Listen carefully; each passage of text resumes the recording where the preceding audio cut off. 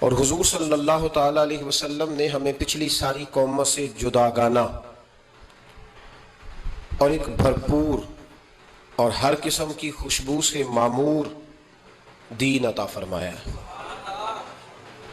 کسی بھی اور قوم کی تھوڑی سی چیز کو بھی اسلام کے اندر شامل کرنا یا کچھ تھوڑی سی کسی سے کوئی چیز مستعار یا ادھار لینا، اسلام اس کو پسند نہیں کرتا۔ نبی پاک صلی اللہ تعالیٰ علیہ وآلہ وسلم نے فرمایا، اہل یہود بغیر ٹوپی کے دستار باندھتے، جب سر پہ پگڑی باندھتے تو ان کے سروں پر ٹوپیاں نہیں ہوتی تھی۔ فرمایا تم نے ٹوپی پر دستار باندھنی ہے، یہودیوں کی مخالفت کرنی ہے، تم نے اہل یہود کی مخالفت کرنی ہے۔ فرمایا نصارہ کا طریقہ یہ ہے کہ وہ درمیان سے مانگ نہیں نکالتے، سر میں جب کنگھی کرتے ہیں تو درمیان سے مانگ نہیں نکالتے، تم نے درمیان سے مانگ نکالنی، ان کی تم نے مخالفت کرنی۔ فرمایا آتش پرست یہودی اور بہت ساری قوموں کا طریقہ یہ ہے کہ مونچھیں بڑی رکھتے ہیں، داڑیاں چھوٹی رکھتے ہیں۔ فرمایا تم نے ان کی مخالفت کرنی ہے، مونچھوں کو پست کرنا ہے اور داڑیوں کو بڑا کرنا ہے۔ کوئی چیز کسی اور کی مستعار لے کر دین میں شامل کرنے کو نبی پاک صلی اللہ علیہ وسلم نے پسند نہیں فرمایا، پسند نہیں کیا۔ فرمایا یہ کام تم نے نہیں کرنا، تمہاری علیحدہ ایک شناخت ہے، تم مسلمان ہو، تمہارا اٹھنا بیٹھنا کھانا پینا چلنا سونا جاگنا حتیٰ کہ تمہارا نماز جنازہ بھی دوسروں سے منفرد ہے۔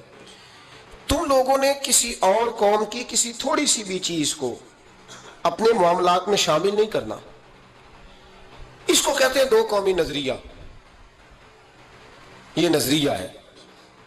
اسی کی بنیاد پر پاکستان بنا تھا کہ ہندو ایک الگ قوم ہے، مسلمان ایک الگ قوم ہے، ان کا اٹھنا بیٹھنا کھانا پینا ہم سے بالکل علیحدہ ہے اور ہمارا ان سے بالکل علیحدہ ہے۔ طرز زندگی طرز معاشرت معیشت کہیں ملتی نہیں ہندوؤں سے مسلمانوں، لہذا ہمیں ایک ایسا وطن چاہیے، ہمیں ایک ایسا وطن چاہیے جس وطن کے اندر مسلمان اپنے طریقے کے مطابق اٹھیں بھی بیٹھیں بھی چلیں بھی سوئیں بھی۔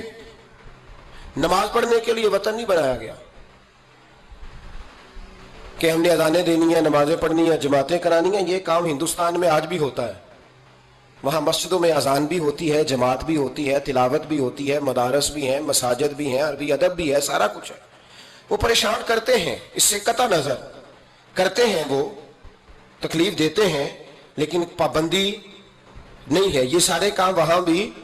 پاکستان نماز کے لیے نہیں بنا، پاکستان تلاوت کے لیے فقط نہیں بنا، پاکستان نبی پاک کے نظام کے لیے بنا ہے کہ کچہری میں حضور کا دین نافذ کیا جائے گا، اسمبلی میں نبی پاک کا دین نافذ کیا جائے گا۔ حضرت عمر فاروق رضی اللہ تعالیٰ عنہ کے طریقوں کے مطابق حکمران اس ملک کو چلائیں گے، اس لیے پاکستان بنایا گیا تھا۔ اب تو کوئی یہ نعرہ نہیں نہ لگاتا، کوئی جماعت بھی یہ نعرہ نہیں لگاتی جتنی سیاسی جماعتیں ہیں۔ حالانکہ پاکستان کا نعرہ آج بھی ہر آدمی کو پتا ہے کہ پاکستان کا مطلب کیا، لا الہ الا اللہ محمد رسول اللہ صلی اللہ تعالی علیہ۔ لیکن کوئی بھی سیاسی جماعت اب اس نعرے کو لگانے کو تیار، بلکہ اس نعرے سے کامتے ہیں سیاسی حکمران، ان کو ڈر آتا ہے، ان کو پتا ہے کہ جب پاکستان کا ترجمہ لا الہ الا اللہ محمد رسول اللہ ہوگا تو سب سے پہلے ہمارے لیے مشکل بنے گی، ہمیں سب سے پہلے احتساب کے کڑے مراحل سے گزرنا پڑے گا۔ دیکھیں نا، جمہوریت کے لیے اگر پاکستان بنا تھا تو جمہوریت تو میں ہمیشہ کہتا ہوں ہندوستان کی جمہوریت آج بھی پاکستان سے بڑی مستحکم ہے، ایک دفعہ بھی وہاں ڈکٹیٹر کی حکومت نہیں آئی۔ تو یہ جو ہمیں بتایا جاتا ہے، سبق پڑھایا جاتا ہے، ہماری نوجوان نسل آج تک ہر آدمی آتا ہے۔ میں نے کافی پہلے بھی کہا تھا کہ لوگ ہمیں نئے نئے نکات دیتے ہیں، کوئی 10 نکات دیتا ہے، کوئی 14 نکات دیتا ہے، کوئی 16 نکات دیتا ہے۔ ہمیں ضرورت نہیں تمہارے نکات کی، اس لیے کہ ہمیں سارے نقطے خطبہ حجت الوداع پہ نبی پاک نے عطا فرما دیے صلی اللہ تعالی علیہ وسلم۔ کسی نقطے کی ضرورت نہیں ہے، ہم حاجت نہیں محسوس کرتے۔ جب کوئی پارٹی منشور دیتی ہے، دستور دیتی ہے، تو میں تو حیران ہوتا ہوں کہ کیا کر رہے ہیں یہ لوگ۔ ہمیں ضرورت نہیں کسی منشور دستور کی، سارے منشور سارے دستور سارے قانون ساری باتیں آمنہ کے لال ہمیں عطا فرما گئے ہیں، ضرورت نہیں ہے۔ پاکستان بنا تھا دو قومی نظریے کی بنیاد پر۔ نظریہ کیا ہے؟ لا الہ الا اللہ محمد رسول اللہ صلی اللہ تعالی علیہ۔ حکمران اس کو بھول گئے، اور انہوں نے قوم کی ذہن سازی اس طرح کی، میڈیا کو ساتھ ملا کے بچوں کا ذہن اس طرح کا بنایا کہ قوم بھی تیار نہیں ہوتی۔ نظام مصطفیٰ صلی اللہ علیہ وسلم کے لیے قوم تیار، حالانکہ کافر کو آپ کی نماز سے کوئی مسئلہ نہیں۔ یورپ میں کبھی پابندی لگی ہے کہ مسجد نہ بناؤ؟ کبھی وہاں کسی نے کہا ہے قرآن پاک نہ لے کے آؤ؟ کبھی کسی نے کہا ہے؟ وہاں پابندی نماز پہ نہیں ہے۔ ان کو ڈر تو نظام مصطفیٰ سے آتا ہے کہ دین نافذ نہیں ہونا چاہیے۔ تو میرے بھائی، پاکستان ایک نظریاتی وطن ہے۔ جتنا دوڑ سکتے ہیں میں اور آپ دوڑ لیں، جتنا دوڑ سکتے ہیں، جہاں تک یہ قوم بھاگ سکتی ہے بھاگ لے۔ یہ اس چہرے کو اپنا لے یا اس چہرے کو اپنا لے یا اس کو آزما کے دیکھ لے، چونکہ اس وطن کی بنیاد کلمہ ہے تو یہاں سکون بھی اسی وقت آئے گا جب حکومت بھی کلمے والے رسول کی آئے گی، صلی اللہ تعالی علیہ وسلم، صلی اللہ تعالی۔ اور اسلام ہر جگہ یہ بتاتا ہے کہ ملک کس کے ہیں؟ اللہ کے۔ تو نظام کس کا ہونا چاہیے؟ اللہ کا، اللہ کے دین کا۔ دنیا کی سب سے بڑی ہجرت ہوئی تھی جب پاکستان بنا تھا، دنیا کی سب سے بڑی ہجرت۔ 10,000 عورتوں کی عزتیں لوٹی گئیں جب یہ وطن بنا، لاکھوں لوگوں نے جانوں کی قربانیاں دیں۔ ابھی 15-20 سال پہلے ہندوستان کا پنجاب کا جو علاقہ ہے اس کو کھولا گیا تو ایک کنویں سے ابھی بھی ہڈیاں ملی ہیں جو سکھوں نے کاٹ کر مسلمان کنواں ہی پورا بھر دیا تھا۔ اس تکلیف کے ساتھ وطن بنا، کس لیے؟ جمہوریت کے لیے، حکمرانوں کے للے تللے کے لیے، ان کی بڑی کاروں جیپوں اور مرسڈیز کے لیے، اس لیے کہ یہاں روز نیا بل آئے گا، آج گورنر راج ہے تو آج فلاں ہے تو آج فلاں ہے۔ یہ ساری حکومتیں اگر وہی قانون جو انگریز کا بنا ہوا ہے اور وہی ساری دفعات جو آپ کے ہاں نافذ ہیں وہی ہندوستان میں نافذ ہے تو بتایا جائے پھر وطن کیوں بنایا گیا تھا؟ پھر کیا ضرورت تھی؟ یہ سارے کام تو وہاں بھی ہو رہے ہیں۔ اس لیے میرے بھائی، وطن کے نظریے کو سمجھے۔ وطن بنا تھا لا الہ الا اللہ محمد رسول اللہ صلی اللہ علیہ وسلم۔ اور اقبال جو بانی پاکستان ہے، جو مصور پاکستان ہے، جو تصویر دینے والے ہیں پاکستان، ان سے کسی نے کہا تھا کیوں پاکستان بنانا چاہتے ہو؟ ہم جو ایک ملت جو ہیں، ہندوستانی ایک ملت ہے، قوم ہے، تو کیا ضرورت ہے؟ تو اقبال کہنے لگے اپنی ملت پر قیاس اقوام مغرب سے نہ کر، خاص ہے ترکیب میں قوم رسول ہاشمی۔ نبی پاک کی قوم اپنی ترکیب کے لحاظ سے ہر قوم میں خاص ہے۔ دین کا نفاذ چاہیے، دین نافذ ہونا چاہیے۔ نبی پاک ایک اسٹیٹ کے سربراہ بنے تھے، مدینہ منورہ میں حضور نے نظام بنایا۔ آج میں ایک نئی بات آپ سے کرنا چاہ رہا ہوں۔ رونا روتے زمانے بیت گئے، اب آگے کی طرف دیکھنا ہے۔ جو قومیں ماضی کی لکیر پیٹتی رہتی ہیں وہ مایوس ہو جاتی ہیں، ان کے جذبے ٹوٹ جاتے ہیں۔ اب ماضی کو پیٹنے کی بجائے مستقبل کی روشنی کو دیکھنا چاہیے۔ ہمیں نبی پاک صلی اللہ علیہ وسلم نے کسی وطن کی تعمیر کے لیے جو جذبات دیے ہیں ان جذبات پر ہمیں غور کرنا چاہیے۔ حکمران تو جو کر رہے ہیں وہ تو کر ہی رہے ہیں، اور جو وہ کریں گے وہ بھی سب کو نظر آ رہا ہے، اور ہمیں سمجھ لگ رہی ہے کہ آئندہ بھی کیا ہونے جا رہا ہے، ہم نے کیا کرنا ہے۔ ایک جملہ میں کہنے لگا ہوں، اگر کسی کو تکلیف ہو تو مجھے خوشی ہوگی۔ ایک جملہ میں کہنے لگا ہوں، اگر کسی کو پریشانی ہوگی تو مجھے بڑا ہی اچھا لگے گا۔ کسی بڑے آدمی کو پریشانی ہوگی تو مجھے خوشی ہوگی۔ وہ جملہ کیا ہے وہ سن لیں، یہ ملک حکمرانوں کا نہیں ہے، یہ ملک عوام کا ہے۔ اس لیے کہ حکمرانوں کے بچے تو یورپ میں رہتے ہیں، ان کی تو ٹکٹیں بک ہوتی ہیں، جب تک یہ اسمبلی میں ہوتے ہیں یہاں ہوتے ہیں، اور جب حکومتیں ختم ہوتی ہیں تو یہ یہاں موجود۔ ان سب کے تو باہر کاروبار ہیں، رہائشیں ہیں، اولادیں ہیں۔ تو یہ وطن کس کا ہے؟ پاکستان وطن کس کا ہے؟ یہ ہمارا وطن ہے، یہ حکمرانوں کا نہیں ہے۔ دیکھیں نا، گھر اس کا ہے جس نے گھر کے اندر رہنا ہے، جس نے گھر میں رہنا نہیں اس کا وطن ہم نے رہنا ہے، ہماری نسلوں نے رہنا ہے، ہمارے ماں باپ رہے، ہم رہ رہے ہیں، ہماری آنے والی نسلیں رہیں گی، تو وطن پھر کس کا ہوگا؟ ہمارا۔ حکمرانوں کا وطن گھر جو ہمارا ہے، تو ہم کسی کے ذمہ کیوں لگاتے ہیں؟ ہم اپنے وطن کا خود خیال کیوں نہیں کرتے؟ ہم کیوں نہیں یہ محسوس کرتے کہ وطن سب سے پہلا کام 14 اگست ہے پاکستان کے عزم نو کے لیے، ایک روشنی کے لیے، نوجوانوں کے لیے چند باتیں کرنا چاہتا ہوں۔ پہلی بات اپنے ذہن میں بنائیں کہ وطن کی جو محبت ہوتی ہے نا، حب الوطن من الایمان، وطن کی محبت ایمان کا حصہ ہوتی ہے۔ اس بات کو یاد کر لیں۔ میرے نبی پاک علیہ السلام مکہ مکرمہ سے تشریف لائے تھے، حضور مہاجر بن کے مدینے آئے تھے، لیکن بخاری مسلم کی ایک ایسی حدیث ہے جس کی میں نے کبھی شرح نہیں پڑھی۔ اور میں اس حدیث کی شرح میں کبھی نہیں گیا اور جانا چاہتا بھی نہیں. نرالا رنگ ہے اس حدیث پاک کا. میرے محبوب پاک علیہ السلام مہاجر بن کے مدینے آئے، لیکن حضور نے ایک موقع پہ فرمایا سنو بھائی مہاجرین اور انصار، کان کھول کے سنو. اب مہاجرین میں شامل کون کون تھے؟ حضرت ابو بکر صدیق، حضرت عمر فاروق، حضرت عثمان غنی، حضرت مولا علی، حضرت مصعب ابن عمیر، حضرت بلال حبشی. یہ سب لوگ مہاجر تھے، لیکن حضور نے وطن کی محبت بیان فرمائی. میرے محبوب نے فرمایا یاد رکھنا، اگر کبھی لوگوں میں اختلاف رائے ہوا اور لوگوں کی دو لائنیں بن گئیں، ایک قطار ادھر جا رہی ہے لوگوں کی اور ایک قطار ادھر جا رہی ہے، تو فرمایا اگر تم مجھے دیکھو گے نا میں کس قطار میں ہوں، تو میں تمہیں اس قطار میں ملوں گا جس قطار میں میرے مدینے والے جا رہے ہوں گے. میں کہہ رہا ہوں بلا تبصرہ، بغیر تشریح کے اس روایت کو دیکھیے گا. حضور نے اپنے وطن سے پیار کیا اور اپنے وطن کے لوگوں سے محبت فرمائی. حضرت ابو ہریرہ فرماتے ہیں جب ہم سفر سے واپس آتے تھے نا، سفر سے واپس لوٹتے تھے اور مدینہ منورہ کی عمارتیں نظر آتی تھی، مکانات نظر آتے تھے، تو ہم حضور کا جذبہ دیکھتے.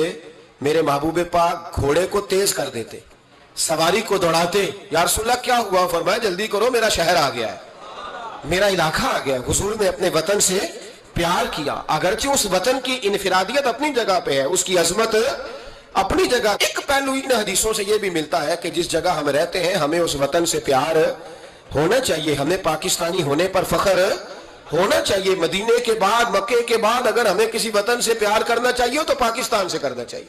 اس کی گلیوں سے، اس کے کھیتوں سے، اس کے کھلیانوں سے، اس کے گاؤں سے، اس کے شہروں سے ہمیں پیار کرنا چاہیے، ہمیں محبت کرنی چاہیے. ہمارا معاملہ کیا ہے؟ ہم صرف اپنے گھر سے پیار کرتے ہیں، اس لیے 1.25 کروڑ روپیہ بنگلے پہ لگ جاتا ہے، 10,000 روپیہ لوگ اپنی گلی پہ نہیں لگاتے. وہ گلی کس کی ہے؟ اس پہ کیوں نہیں پیسے خرچ ہوئے؟ کہتا ہے وہ ٹیکس دیتا ہوں تو ٹیکس والے خرچ کریں گے. او خدا کے بندے، وطن تیرا ہے تو گلی بھی تیری ہے، اس کی تعمیری کی ذمہ داری بھی تیری ہے. تو چھوڑ، اگر وہ اتنے ہی اچھے ہوتے تو اب تک سنور نہ گیا ہوتا.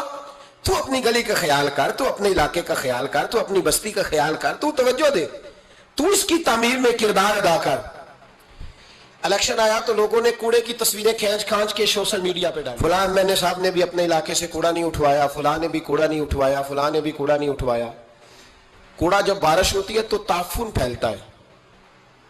مجھے کچھ سانس میں تکلیف ہوئی تو ڈاکٹر صاحب سے جب میں نے مشورہ کیا تو وہ مجھے کہنے لگے کوئی تعفن والی جگہ نہیں ہونی چاہیے، اس سے آپ بچیں، درختوں کے پاس رہیں، پتوں کے پاس رہیں جہاں سے آکسیجن تازی ملے.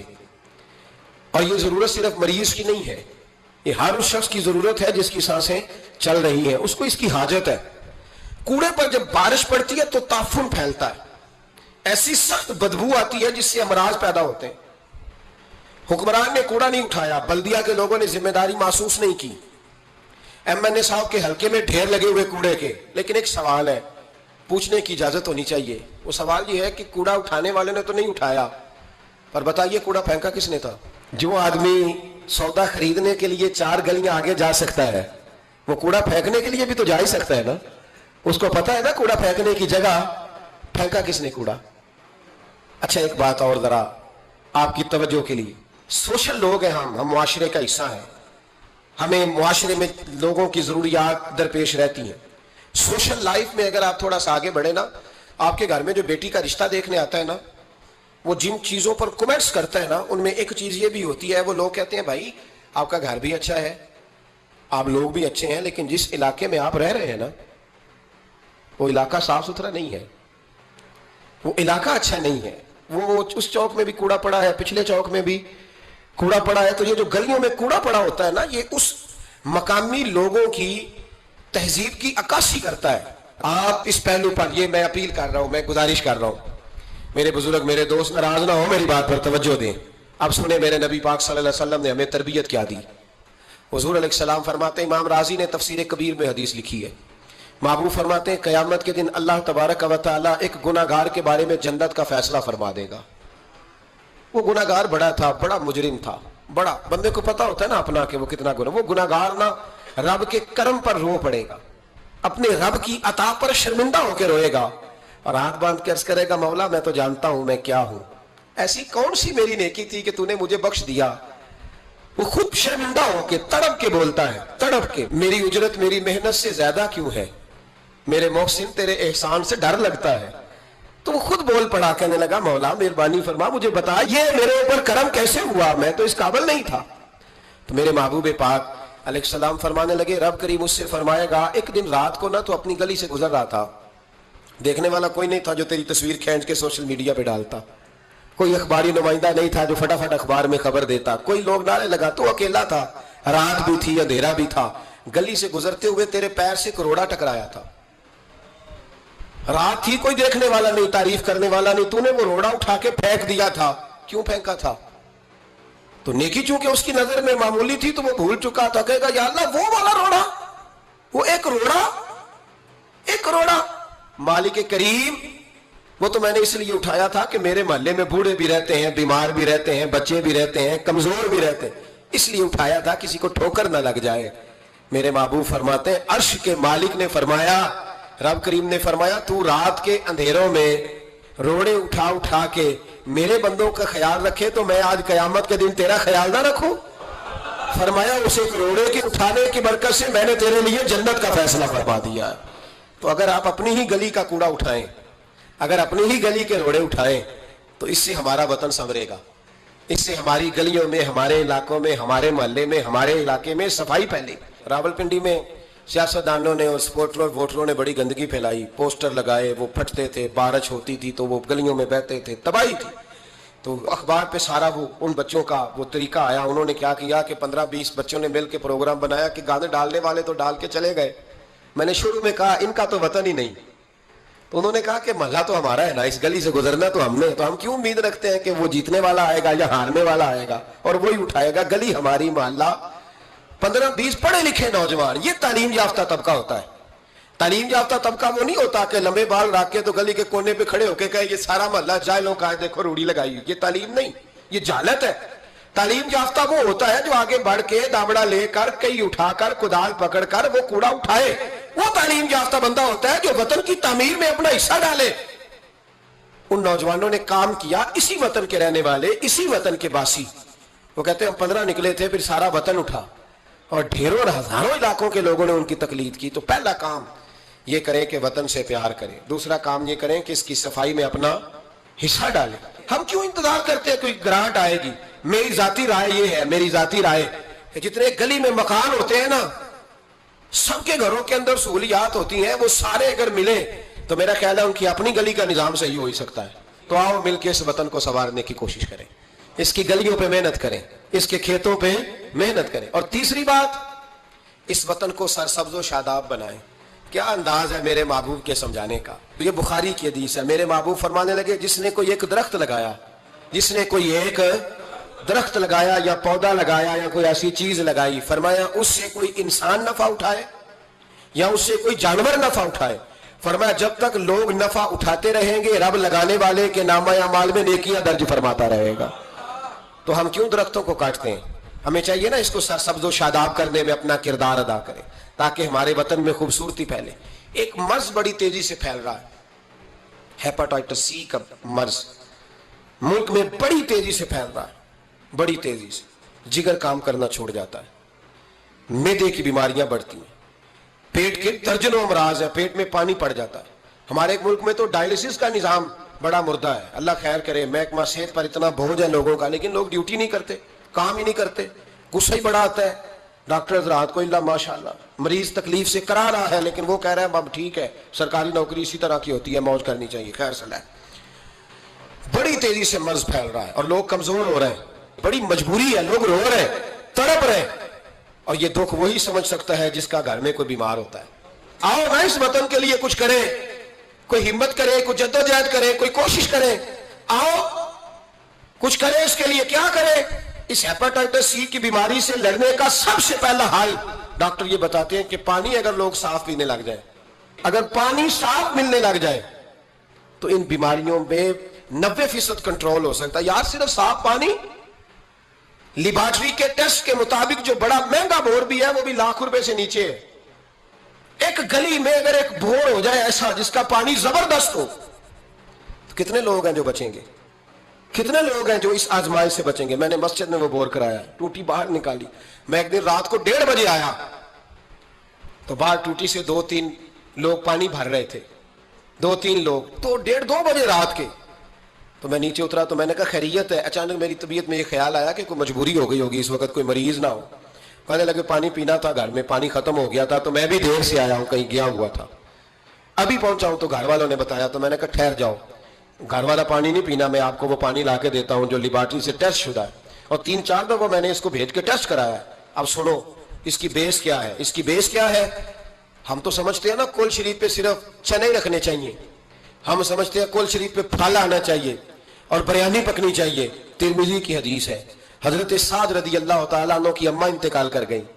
आंखें अर्ज करने के या रसूलल्लाह अम्मा फौत हो गई है, कुछ करना चाहता हूं। तो मेरे महबूब ने फरमाया मदीने में मीठे पानी के कुएं कोई नहीं, किल्लत है, तू एक कुआं खुदवा दे, लोग पानी पीते रहेंगे, रब करीम तेरी अम्मा को कब्र में राहत अता करता रहेगा। हजरत साद ने कुआं खुदवाया, कुर्बान जाऊं महबूब की अजमत पे।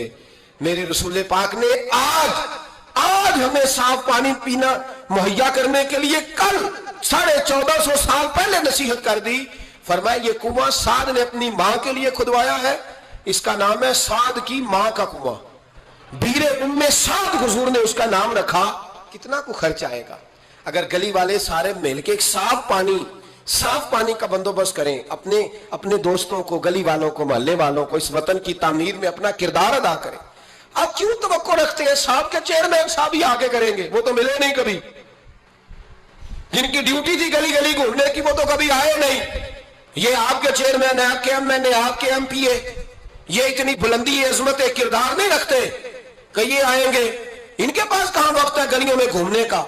असल लोग तो वो थे कि 24 लाख मुरब्बा मील के हुक्मरान जनाब उमर फारूक, लेकिन चेहरे पे कपड़ा डाल के सारी रात मदीने की गलियों में घूमते, हर दरवाजे का ख्याल रखते।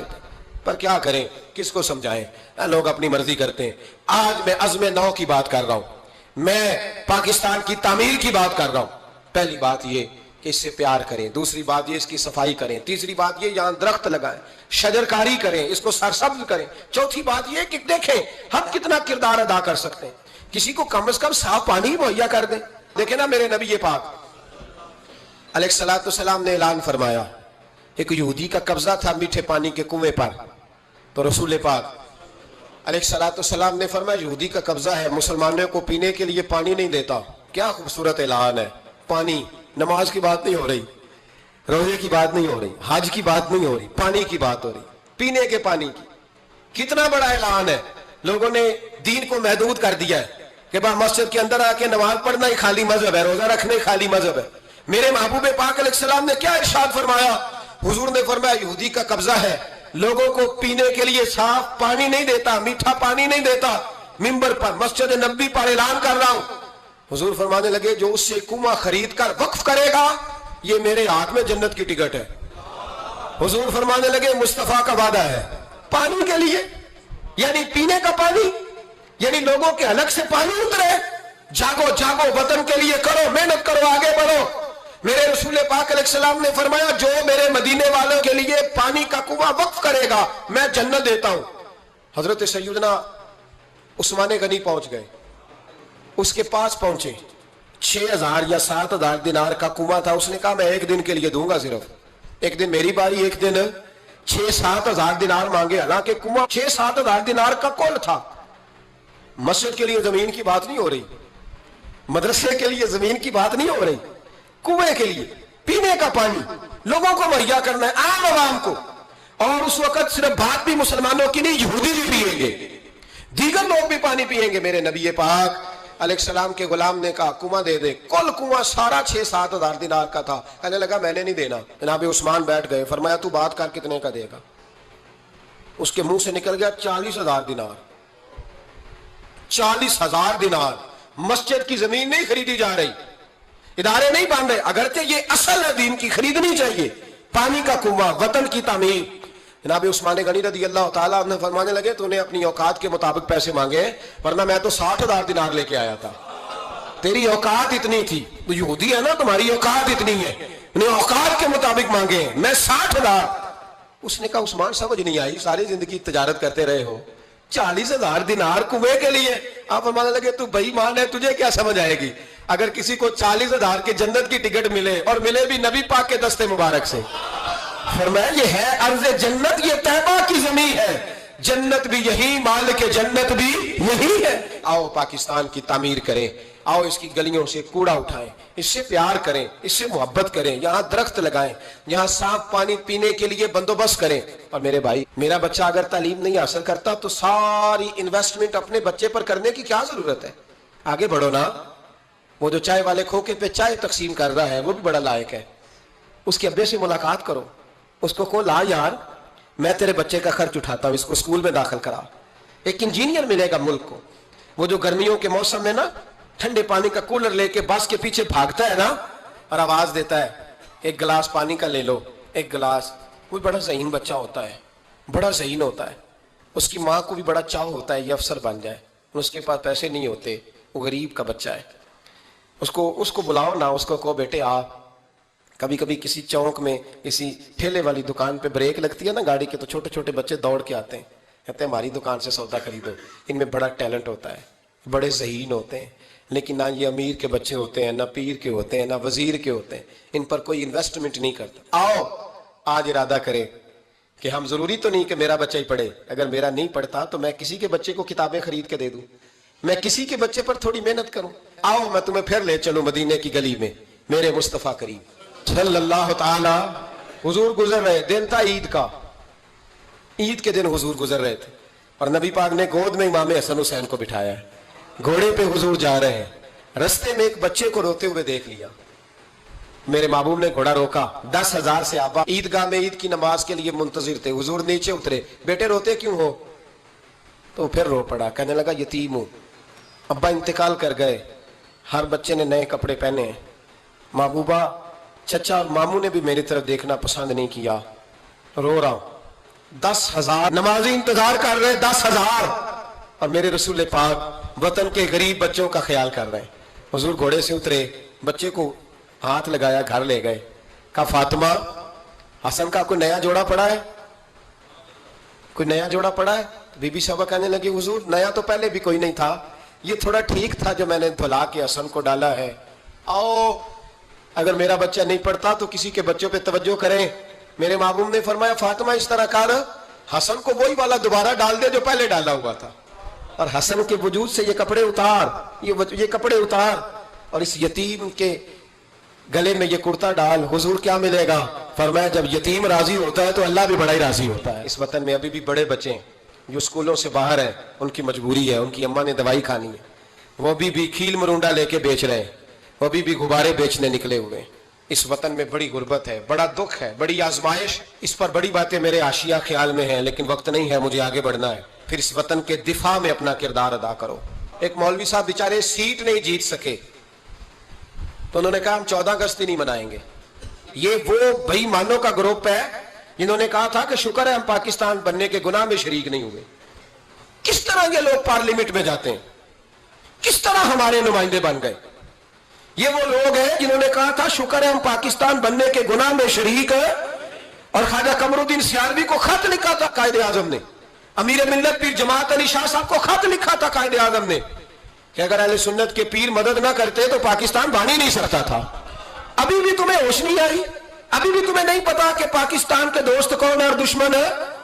14 اگست نہیں منائیں گے، تم اس قابل ہی نہیں ہو کہ تم منا سکو، تمہارے تو یرانے ابھی بھی باہر ہیں، ان کا یہ وطن نہیں ہے۔ یہ کہتے ہیں اگر اس وطن میں ہمیں کرسیاں دو گے تو ہم وطن کے دوست ہیں، ورنہ ہم وطن کے دوست ہیں۔ اللہ کی عزت کی قسم ہمارے مشائخ نے کبھی کرسی نہیں مانگی، لیکن اس وطن میں جتنا کردار اہل سنت کے بزرگوں نے ادا کیا ہے کوئی دوسرا کر ہی نہیں سکتا۔ وہ کہتے ہیں 14 اگست نہیں منائیں گے، تو منا بھی نہیں سکتا، اور تجھے منانی چاہیے بھی اس لیے کہ تمہارا اس وطن سے کوئی تعلق ہے۔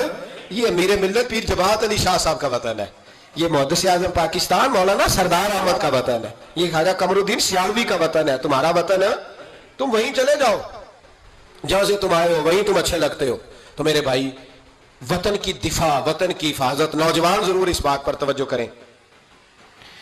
حضرت انس بن مالک رضی اللہ تعالیٰ عنہ فرماتے ہیں مدینے کے کونے سے نا اچانک رات کو زور زور سے چلانے کی آواز آنے لگی۔ جب رات کو کوئی ایسا دھماکہ ہوتا ہے نا تو لوگ ایک دوسرے کو جگاتے، کہتے لوگوں نے ایک دوسرے کو جگایا، اب نوجوان اکٹھے ہو گئے، بزرگ بھی، کہ وہاں سے شور کی آواز آتی ہے، کچھ چیخ رہا، نیزے تلواریں اور برچیاں ہر چیز لوگ سنبھال کے اسلحہ تیار کر کے پروگرام بنانے لگے کہ نوجوان آگے جا کے دیکھتے ہیں، بزرگ پیچھے رہتے ہیں، دیکھتے ہیں وہاں کیا ہے، مدینے کی حفاظت کرتے ہیں، کون آ گیا، کیا مسئلہ ہے، کہتے ہیں ہم ابھی پروگرام بنا ہی رہے تھے، آگے بڑھنے ہی لگے تھے کہ ہم نے دیکھا اچانک ہماری نظریں اٹھی، ہم حیران ہو گئے کہ جس طرف ہم جانا چاہ رہے تھے نبی پاک ادھر سے ہو کے واپس آ رہے ہیں، اور اکیلے نبی پاک، ہاتھ میں نیزہ ہے، ہم ابھی جانا چاہ رہے تھے اور حضور ہو کے واپس آ رہے ہیں، اور حضور فرمانے لگے چپ کر کے سو جاؤ، کچھ بھی نہیں، جانور لڑ پڑے تھے آپس میں دیکھ آیا ہوں، کچھ بھی نہیں ہے۔ حضرت انس بن مالک فرماتے ہم غور سے حضور کا چہرہ دیکھنے لگے، اور پھر ہمیں سمجھ آئی کہ مصطفیٰ کو اس وطن کی حفاظت کا کتنا خیال ہے۔ حضور نے ہمیں سکھایا ہے کہ جب وطن پر آفت آئے تو سوچنا نہیں ہے، غور نہیں کرنا، سب سے پہلے آگے بڑھنا ہے، آگے بڑھنا ہے، آگے بڑھ کے وطن کے دفاع کے لیے اپنا پیش کرنا ہے۔ پاکستان سے پیار کریں، پاکستان کا کوڑا اٹھائیں، پاکستان کی مٹی سے پیار کریں، پاکستان میں درخت لگائیں، پاکستان میں غریبوں کی مدد کریں، جو بچہ محلے کا غریب سکول نہیں جاتا محلے دار مل کے حفاظت کریں، اس بچے کو سکول میں داخل کرائیں، بچوں کے اچھے مستقبل کے لیے جدوجہد کریں، صاف پینے کا پانی مہیا کریں۔ ہمارا وطن ہے، ہمیں اس کو آگے لے کے چلنا ہے۔ 14 اگست پہ یہ پیغام ہے، یہ میسیج ہے کہ تھوڑا تھوڑا کر کے اس وطن کی تعمیر میں اپنا کردار ادا کریں، اس کی گلیوں کو سجائیں سواریں، کبھی سڑک پر ریپر نہ پھینکیں، کبھی شاپر نہ گرائیں، کبھی کسی گندگی سے اس وطن کو آلودہ نہ کریں۔ میرے عرب کو آئی ٹھنڈی ہوا جہاں سے، میرا وہی وطن ہے، میرا وہی وطن ہے۔ اقبال کہا کرتے تھے کہ حضور کو یہاں سے ٹھنڈی ہوائیں آئی ہیں، اس وطن کے لیے اپنا کردار ادا کریں۔ دیکھیں آپ اور میں کیا کر سکتے ہیں، وہ سارا کچھ کریں۔ میری گزارش ہے کہ کم از کم 5 بچے پڑھانے کا عہد کرے ایک بندہ، ان کا تعلیمی خرچ اٹھا سکیں، تب کتابیں لے کے دے سکیں، تب کوشش کریں کہ 5 بچے کم از کم۔ ہو سکتا ہے ایسا، اگر ہر پاکستانی 5 بچے پڑھانے کا ارادہ کر لینا تو لاکھوں بچے اسکولوں میں دوبارہ سے چلے جائیں گے، لاکھوں بچے۔ تھوڑا تھوڑا خیال کرے، اور اگر کوئی وہ کام کرے جو امام اعظم کرتے تھے، غریب کے بچے کو لے آتے تھے اور فرماتے تھے میں تیرے گھر کا خرچہ دوں گا، تو تعلیم حاصل کر، اسی کو وظائف کہا جاتا ہے۔ یہ کام کریں۔ میری دعا ہے یہ وطن قیامت کی صبح تک قائم رہے اور اس وطن سے روشنیاں پھوٹتی رہیں، یہ امت مسلمہ کی قیادت کرے۔ آخر دعوانا ان الحمدللہ رب العالمین۔